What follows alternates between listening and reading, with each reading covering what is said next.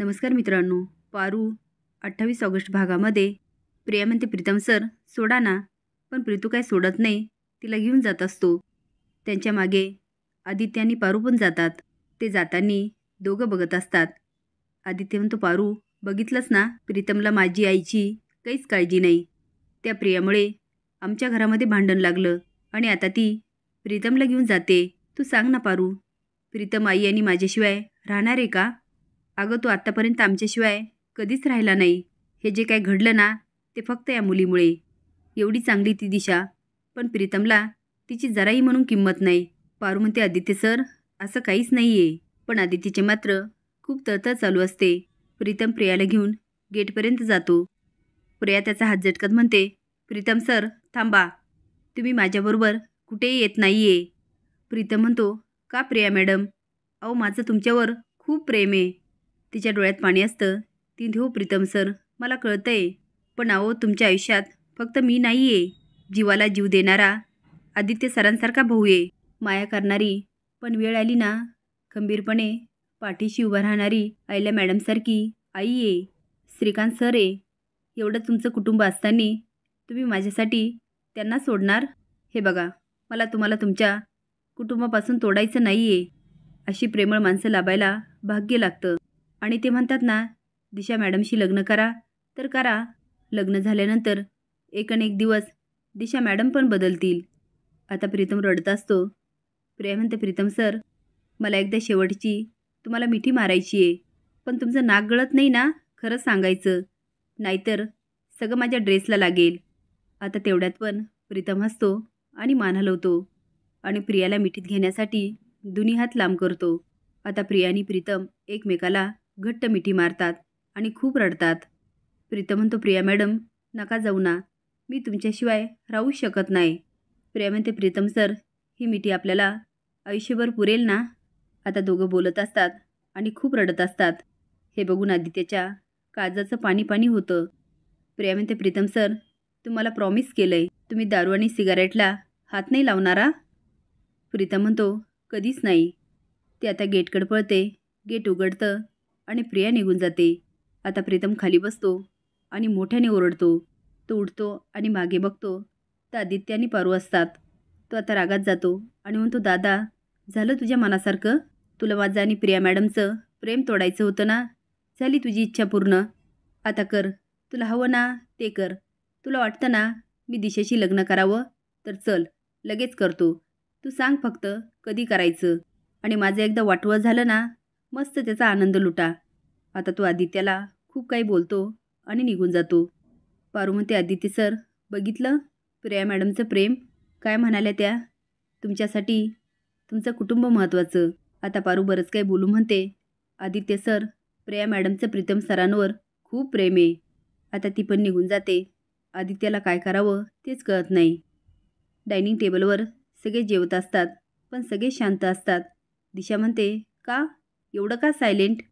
प्रीत बघितलं ना, तुझ्यामुळे सगळे किती दुःखी आहेत. तू का वागतोस असं?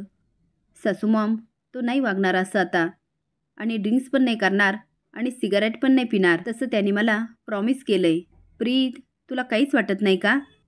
ती एवढी नाटक करत असते. प्रीतू म्हणतो, ए शांत बसायचा? होतंय ना तुझ्या मनासारखं, मग का बोलतेस? श्रीकांत ओरडतो, प्रीतम कसा बोलतोस तिच्याशी? अरे ती किती चांगली आहे, तुला एवढं समजून घेते. प्रीतम म्हणतो, हो का, कळेल तुम्हाला ती किती चांगली आहे आणि किती वाईट आहे. पण दादा लक्षात ठेवा, लग्न झाल्यानंतर माझं वाटवं झालं ना, मला सॉरी म्हणायला नाही यायचं, कारण तेव्हा काहीच उपयोग नसेल. आता दिशा रडायचं नाटक करते आणि ते, प्रीत असं का बोलतोस तू? प्रीतम म्हणतो, ए तुझी नाटकं बंद करा. आता आईला ओरडते, प्रीतम अरे तू नशीबवान आहे, तुला दिशासारखी मुलगी पत्नी म्हणून मिळते. प्रीतम म्हणतो, हो का, कळेल लवकरच. आता एकदा आईला ओरडते, एकदा श्रीकांत. तर प्रीतू पण काही कमी नसतो, तो पण बोलायला लागतो. आता आदित्य ओरडतो, प्रीतम बास, हे तुझं आईशी असं बोलणं मला अजिबात सहन होत नाही आहे. प्रीतम म्हणतो, ठीक आहे दिशा, आपल्या लग्नाची तारीख किती आहे? चल आपण मस्तपैकी लग्न करूया. ए दिशा, आज आपण फिरायला जाऊया का? आता तू जे म्हणशील तेच मी करणार. बोल, जायचं ना फिरायला? आता दिशा हो म्हणून मान हलवते. तर तो ठीक आहे, तयार राहा आणि निघून जातो. दिशा म्हणते, सासू मॉम, त्याची इच्छा नसेल लग्नाची तर नको हे लग्न करायला. असं मला बळजबरीचं लग्न नको आहे. आईला म्हणते, दिशा अगं असं काहीच नाही आहे. तू ना प्रीतमचं प्रेमाने मन जिंक आणि लग्न झाल्यावर तो हळूहळू बदलेल, सगळं ॲक्सेप्ट करेल. तू नको काळजी करू. दिशा म्हणते, हो सासू मॉम, मी नक्की प्रयत्न करणार. पण आदित्यच्या मनात मात्र वेगळंच काहीतरी चालू असतं. तर तो एक्सक्यूज मी आणि निघून जातो. आता सावित्री आणि पारू किचनमध्ये येतात. सावित्री म्हणते, पारू त्या दिशा मॅडम किती वाईट आहेत ना. बरं झालं त्या दिवशी तू त्यांचा चांगला माज उतरवला. चालल्या होत्या तुझं ब्रँड ॲम्बॅसिडर काढून घ्यायला. तू त्यांना त्यांची बरोबर जागा दाखवली. आता दिशा ओरडते, ए सावित्री, काय गे माझ्याविषयी बोलताय? लायकी आहे का तुमची? तू या घरातली फडतूस मेड, मी ह्या घरातली मालकीने. माझ्याविषयी बोलण्याची तुझी हिंमत कशी झाली? आता ती सावित्रीला मारायला लागते, पण पारू मात्र तिचा हात पकडते. तो सोडण्यासाठी दिशा धडपडते, पण पारू काय सोडत नाही. आणि ते, दिशा मॅडम त्या कोण आहेत विसरल्यात का तुम्ही? अहो ते आपल्यापेक्षा मोठ्या आहेत. दिशा म्हणते, मोठ्या असल्या म्हणून काय झालं, पण या घरातील फडतूस मोलकरीणच आहे ना. आणि तिला कसला आलाय मान? आणि काय गे पारू, विसरली का त्या दिवशी प्रियाला कसं घराबाहेर काढलं? आता सावित्री पारूला आठवतं. पारू घाबरते. सावित्री तिला हात सोडायला सांगते. आता पारू लगेच हात सोडते. दिशा असून म्हणते, काय झालं, घाबरलीस? मी तेच तर म्हणते, हीच लायकी तुमची. पारू म्हणते, दिशा मॅडम आता तरी जागेवर या. अहो प्रीतम सर नाही तर तुम्ही पण नाही. ही कंपनी नाही, घर नाही, हे जे सगळे ना ते फक्त प्रीतम सरांमुळे. दिशा म्हणते, तो काय करणार लुजर? पारू म्हणते, दिशा मॅडम तो माझा दिव्याचा पोरगा आहे आणि कधी ना कधी ते तुम्हाला जागा दाखवून देणार. आणि त्या दिवशी तुमचं काय होणार ना ह्याचा विचार करा. पारू बरंच काय बोलते. दिशा म्हणते, हो का, आता तूच बघ मी त्याचं कसं माकड करते. पारू म्हणते, दिशा मॅडम प्रीतम सर हाय तर तुम्ही हाय. एकदा की त्यांनी तुमचा हात सोडला तरी कंपनी पण नाही आणि घर पण नाही. हात जोडून म्हणते, त्यामुळे माझी विनंती आहे तुम्ही त्यांच्याशी सरळ बोला. दिशा हसून म्हणते, सरळ माय फूट. आणि मस्त चालू आहे तुमचं. तो येऊन तुझी वकिली करतो, तू त्याची वकिली करते. नाईस. आणि राहिला प्रश्न त्याच्याशी नीट वागायचा, तर त्या दिवशी फक्त त्याला रूममधून हकलून दिला.